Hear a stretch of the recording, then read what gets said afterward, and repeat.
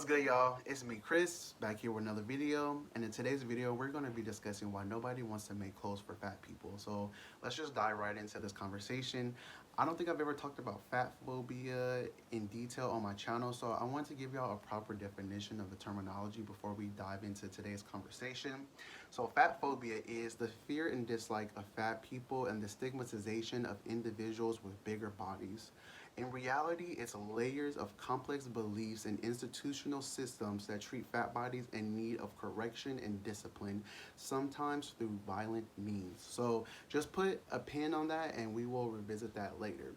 So as some of you will know and some of you may not know, Beyonce has decided to re-release her clothing line with of Ivy Park, and she has teamed with Adidas. Two powerhouse brands come together to release a line of athleisure wear, and I've checked it out and I love the color combo. It's maroon, orange, and beige. Like, who would have thought that those three color combos look so good together? I generally don't like the tones of red and orange. They're not my favorite colors to wear or even to admire, but the orange accents in this lines look so freaking good. So Beyonce has done a ton of promo around this clothing line, as she does such a good job of. She can really do a really lovely job of creating quite a frenzy of any type of project that she is behind. So Beyonce, went in multiple interviews and said that this is going to be a line of inclusivity. It's going to be gender neutral, which really just turned out to be that she gonna have clothes available for niggas. But so everyone was having this mindset that this line is gonna be available for all sizes, people of all genders, people of all backgrounds. There's gonna be something for everyone in this clothing option. So when the pre-launch came out, to a lot of people's surprise, the largest size that available in her clothing line was an extra large. An extra large, y'all. An extra large. I want people to sit on that for a second. Could you imagine Beyonce, your biggest idol, releasing a clothing line and you can't buy any of it because she didn't think of you? It doesn't make any sense. It does not make any sense. Especially when Beyonce had released this clothing line once before on her own, that was a conversation. That was a critique that she didn't have sizes available for her.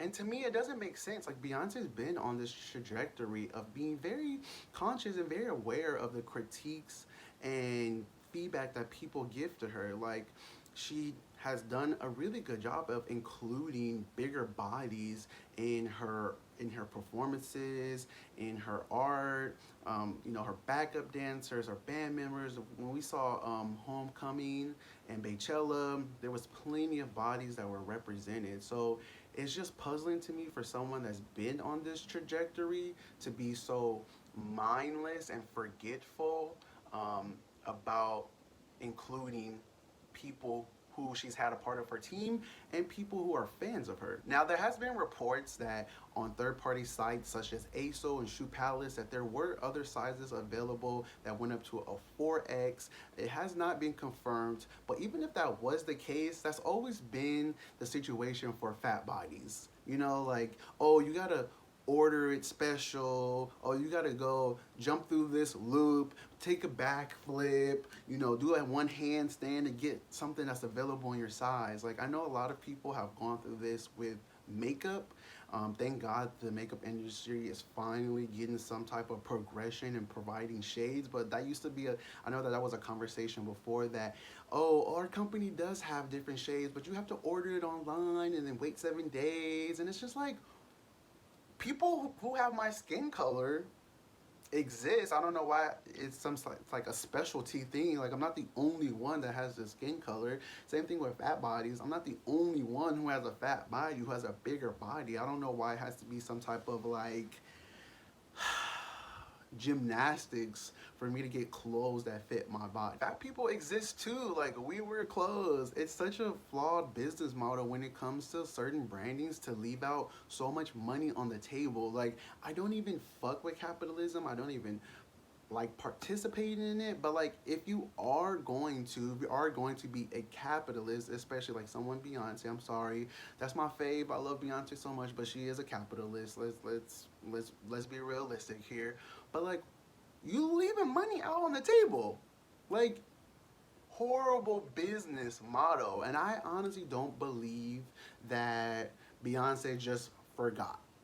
um, she's very meticulous, very detail oriented. She's very intentional with all the work and content and projects that she's a part of. So for me, this doesn't seem like just something that she misstepped. To me, it's like clearly she has heard it and she doesn't care. Society wants fat people to work out but doesn't provide them with the proper attire and gear to do such activities. Like, it is sending the most conflicting messaging.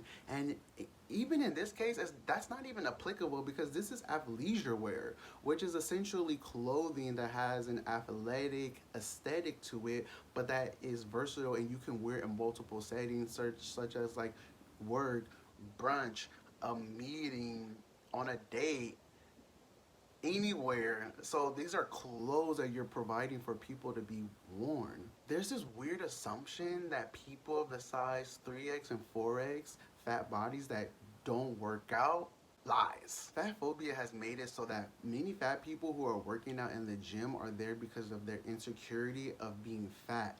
Fuck, I still even know plenty of people who are very secure in their fatness and go to the gym for the sake of the health and mobility purposes. They're not even trying to lose weight. It's just a sick and tired assumption that every single person who is fat is lazy, inactive, incapable of mobility, and just loves the idea of getting out of bed. And that's just not the fucking case.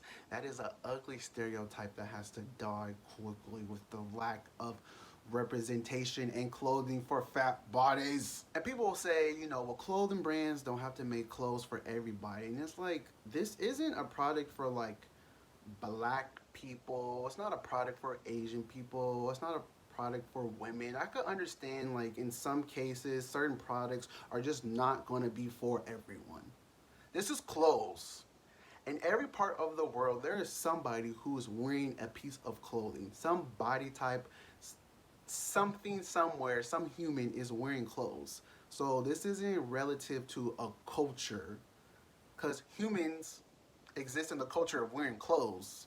So why not provide for us? And I just want to transition into a next part about representation. Even when clothing brands do decide to include us, the representation is piss poor. So Target is now releasing a new active wear that is supposed to be inclusive for bigger bodies. And as I was scrolling through my timeline on Twitter, I came across these photos of who they wanted to represent their bigger body activewear. It's always big, muscular, fat men. Muscular men, fat, muscular men. Either way, it's never a body that looks like mine representing the fat, the big, the plus size clothing line. Like, who are y'all including? Imagine how tired we are of it. It's very interesting, actually, because I will say that I do believe that women do have a leg up in the representation that is out there for their kind of bodies. Men are still really lacking. I don't know if that has to do because outside of representation for bigger bodies, there definitely is less of a pressure and a stigma for men to appeal to a certain body type and stuff like that. Like, for sure, society is more forgiving for men. We still do face fat phobia 110%, but I don't know if it's because of that. There's just not a need for it. But like, men are really behind in the type of bodies that we see representing us. And I really don't like using the term fit to describe muscular bodies because fat people are fit too. Like, have you seen Lizzo ever do a performance?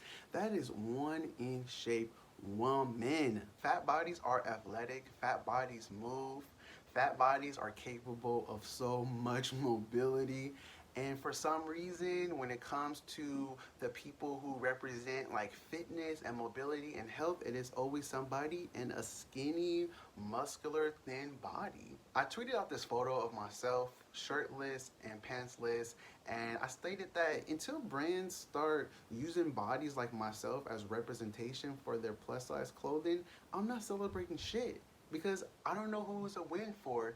And to my surprise, this post low key went viral. I did receive a little bit of negativity, but I just blocked because you're not gonna get a response from me. You're not gonna round me up for no reason. But there was so much love and positivity, and everybody was receiving my message and calling me brave and stuff like that, which is very interesting. I guess yes, in this society, it is brave, but like at the end of the day, like I wish we can get to a place where everybody can show off their body as is and it's praised and uplifted for being beautiful and just functioning. I'm so happy that Beyonce is building so much and creating quality content and clothing, but sis gotta do better.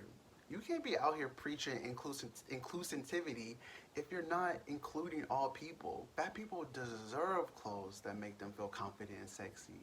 There needs to be representation of all bodies because all bodies are valuable, y'all. That's all my thoughts that I have on this video.